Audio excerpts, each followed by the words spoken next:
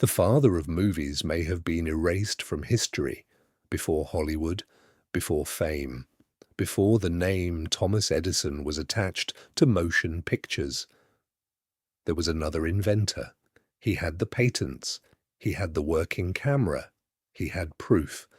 And in 1890, just weeks before revealing it to the world, he boarded a train.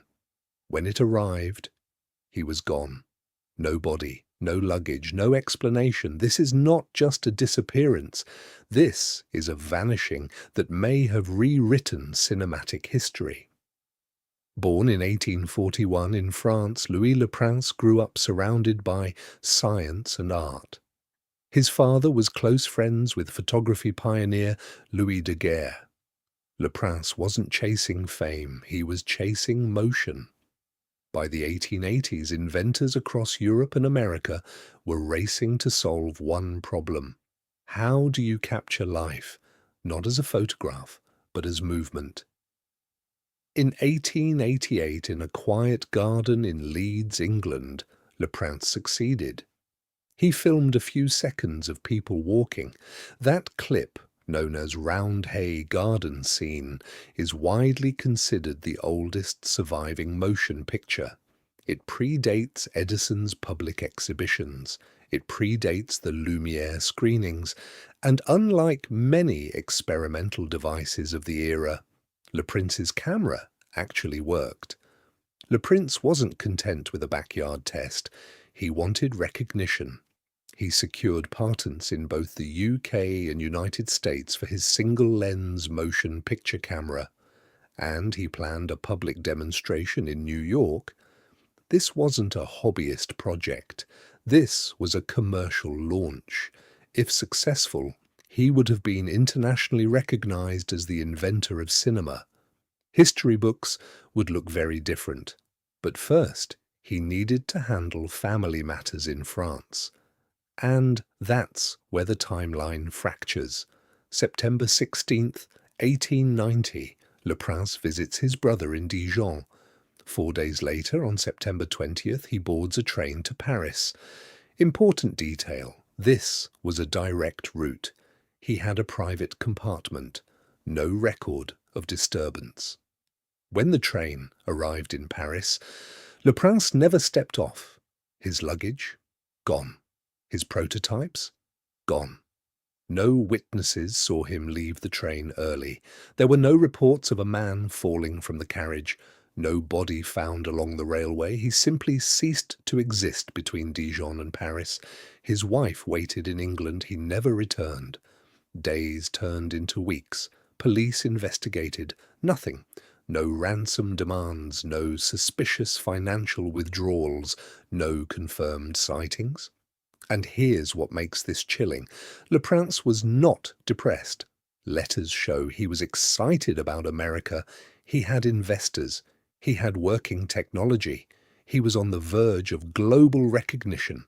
So, why disappear? Some historians argue he jumped from the train. But there are problems. Jumping from a moving 19th century train would likely leave a body near the tracks. No such discovery was recorded. And why would he take his luggage and prototypes with him? Suicide rarely requires packing. The theory feels convenient, but not convincing. There were whispers of financial tension with his brother in Dijon, inheritance disputes, professional jealousy. But there was no evidence of violence, no blood in the compartment, no struggle reported, no legal accusations. The brother lived out his life without criminal suspicion. If it was murder, it was perfect. Now, we enter dangerous territory. In the early 1890s, the race to invent cinema was brutal. Patents meant power, power meant money, and one name was rising in America. Thomas Edison. Edison filed patents related to motion pictures shortly after Le Prince's disappearance. Years later, Le Prince's family attempted to challenge Edison's claim to inventorship in U.S. court. Le Prince's son, Adolphe, testified that his father had created working motion pictures first. Shortly after the legal battle, Adolf was found dead, officially ruled a hunting accident, but some researchers question the timing. There is no verified evidence linking Edison to any crime. None. But the coincidence has fueled suspicion for over a century, because if Le Prince had made that New York demonstration, the American patent landscape might have shifted permanently. In 2003, a researcher uncovered a photograph in the Paris police archives. It showed a drowned man pulled from the Seine in 1890. The resemblance to Le Prince was striking. Could he have fallen from the train, survived briefly, and ended up in the river? Or was he placed there? The image was never officially confirmed as him. No DNA testing was possible. The mystery deepened. Think about the mechanics. A man boards a train, no stops requiring him to disembark. No witness sees him leave. No body along the tracks, no confirmed sighting afterward. It mirrors what mystery writers call a locked room disappearance. Except this one is real.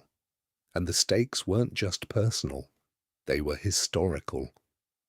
After his disappearance, progress in motion picture technology continued. In 1895, the Lumiere brothers publicly screened films in Paris. Cinema history officially began, but what if it actually began 7 years earlier in a quiet garden in Leeds? What if the first filmmaker vanished before claiming the title?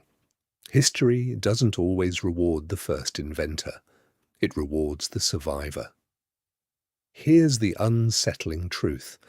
If Louis Le Prince had stepped off that train, if he had reached New York, if he had held that demonstration, the name taught in every film school might not be Edison, it might be Le Prince. So ask yourself, was this a tragic suicide, a family betrayal, an industrial conspiracy, or the most successful intellectual erasure in modern history? Because the father of cinema may not have lost the race. He may have been removed from it, and somewhere between Dijon and Paris, a man carrying the future of film disappeared into silence.